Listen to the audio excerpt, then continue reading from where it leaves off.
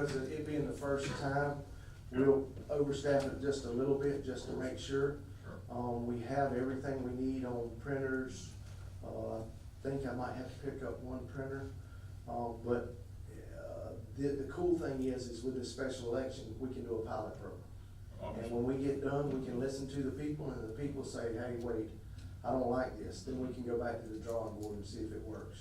But with this election coming up, and they're predicting only 30%, 32% turnout, you know, let's see what we can do to save money.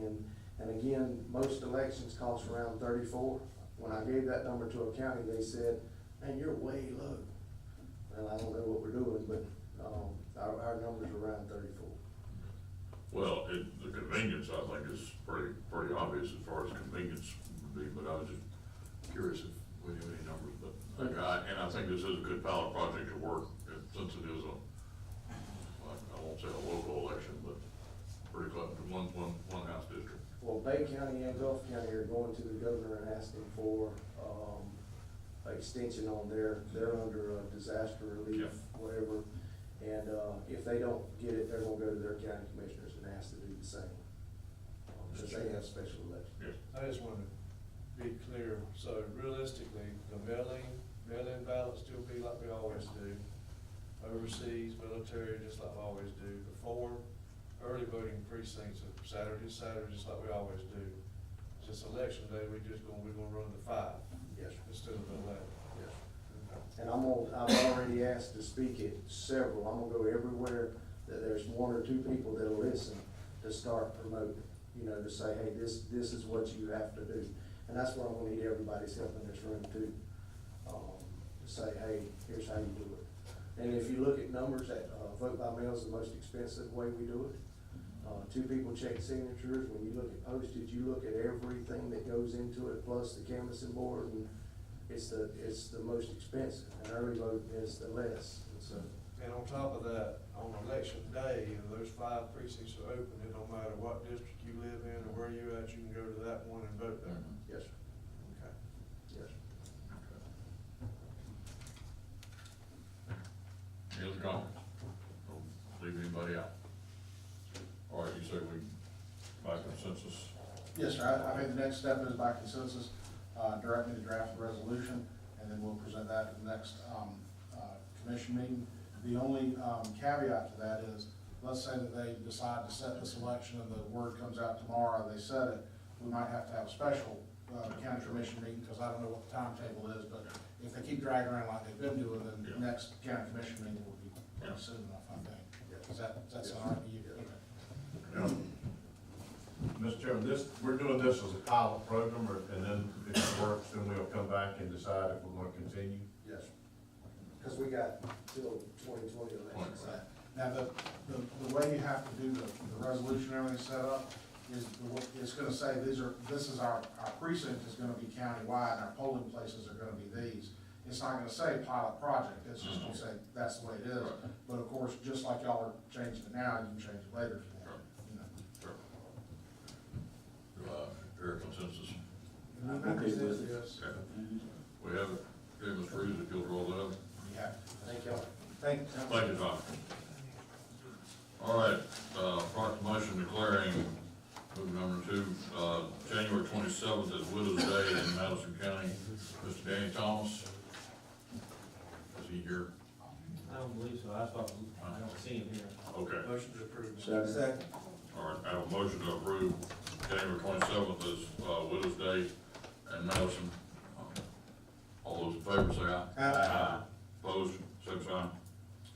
All right, 5-0. All right, the discussion involving an interlocal agreement with the city of Madison and building inspection service. Mr. Kaufman, you Yes, want? sir, Mr. Chairman, I can give you a little background on that. Also have Rick Davis, our building official, and his. Rick Davis. Rick Davis.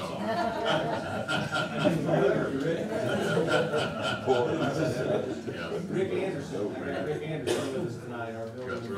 thrown on the bus, Mr. Anderson. Yep.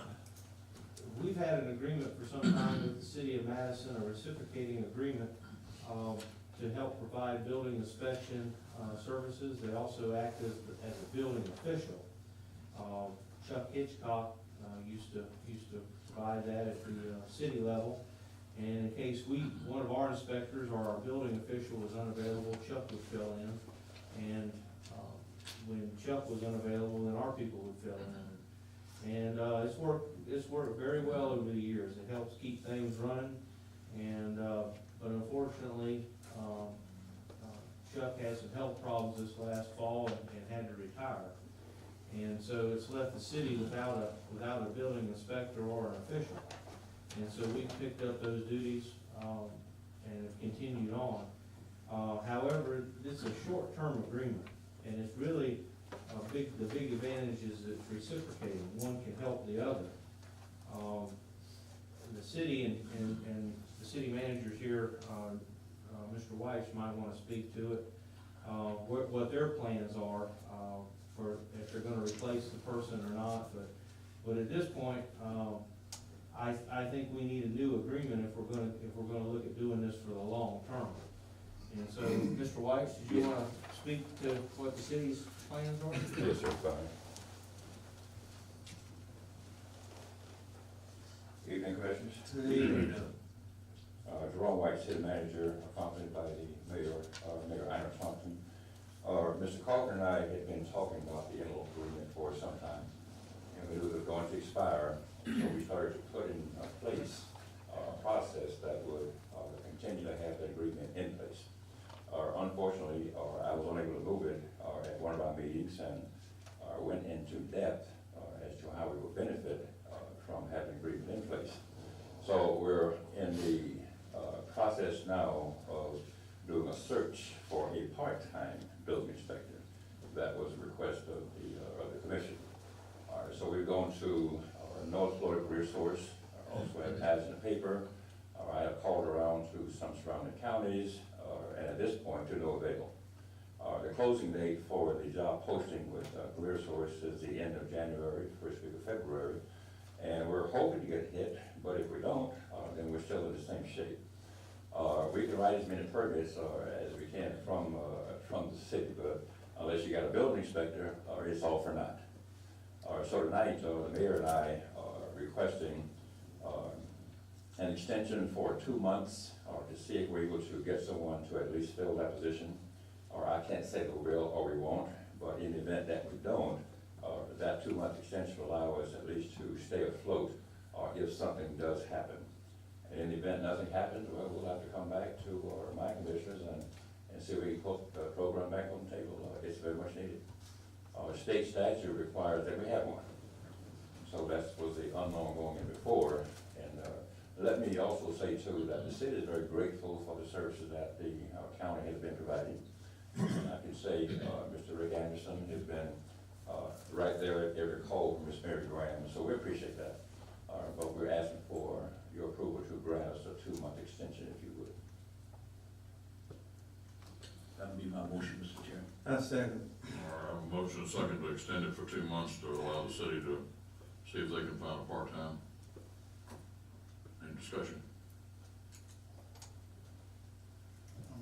Yeah, I think the interlocal agreement itself doesn't really have an expiration date. So I think what, probably the better way to phrase that is that y'all are gonna come back and readdress it in 2 months, because it's not that you're granting an extension, it doesn't expire on its own. It's just y'all wanna come back in 2 months and readdress it, and then y'all can talk about it then, and, you know, whether you wanna keep building or what you wanna do. We will re-agenda it then in March meeting. So I need to withdraw that motion. Yeah, or just modify it, I mean, however y'all wanna do that. Well, we'll come back and look at it. I think that'll be the best way to do it. All right, so we'll discontinue the motion and we'll just put a re-agenda it. Well, let me go back, step back. Okay. I'll withdraw the motion, Okay, since it doesn't really expire. At the end of Mr. Watts, you two, we just come back and take a look at it again. and we'll draw the second. Yes.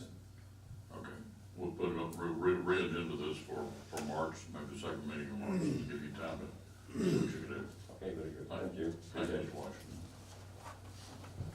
Okay, discussion regarding, community service opportunities. Mr. Kaufman, you wanna address that? Yes, sir, Mr. Chairman. We've been talking about our next cleanup Madison, which is scheduled for February 22nd.